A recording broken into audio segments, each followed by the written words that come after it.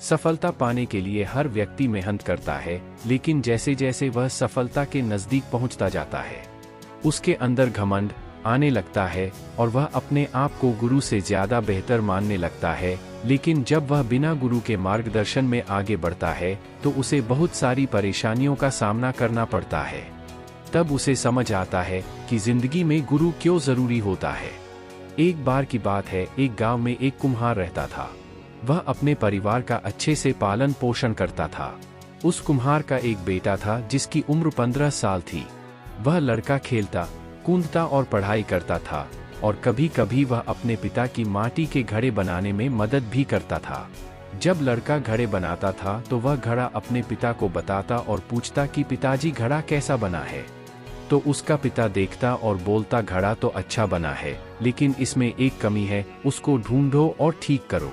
तो लड़का उस घड़े को और अच्छे से देखकर उसमें सुधार कर देता और हर बार जब लड़का घड़ा बनाता तो वह हर बार अपने पिता से पूछता कि पिताजी घड़ा कैसा बना है। तो उसका पिता देखता और बोलता घड़ा तो अच्छा बना है, लेकिन इसमें एक कमी है, उसको ढूंढो और ठीक करो। हर बार कुम्हार यही बोलता तो बच्चा उस घड़े को दोबारा से देखता और फिर उस घड़े को और अच्छे से गोलाई देता। अब धीरे धीरे वह लड़का इसी तरह घड़े को बनाने लगा और अपने पिता से पूछता तो कुम्हार उसे वही जवाब देता कि इसमें थोड़ी कमी है, देखो और इसमें सुधार करो। और लड़का उसे देखकर ठीक कर देता और अच्छे से उस घड़े को गोलाई देता।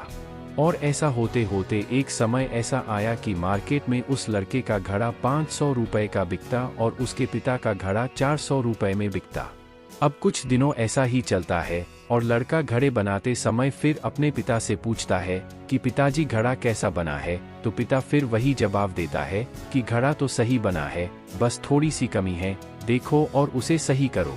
जैसे ही पिता ने ये बात बोली तो वह लड़का अपने पिता से बोलता है कि आप हमेशा यही बोलते हो, आपको कुछ नहीं पता, मेरा घड़ा मार्केट में 500 का बिकता है और आपका 400 का मेरा घड़ा अच्छा बना है, आप हमेशा कमी निकालते हो।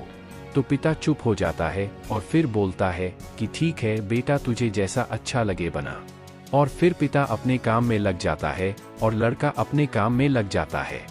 अब धीरे धीरे जो लड़का रहता है उसकी सेल गिरने लगती है, लेकिन जो पिता रहता है उसके घड़े अब भी 400 के ही बिकते हैं। तो अब लड़का हैरान होने लगता है कि ये क्या हो रहा है।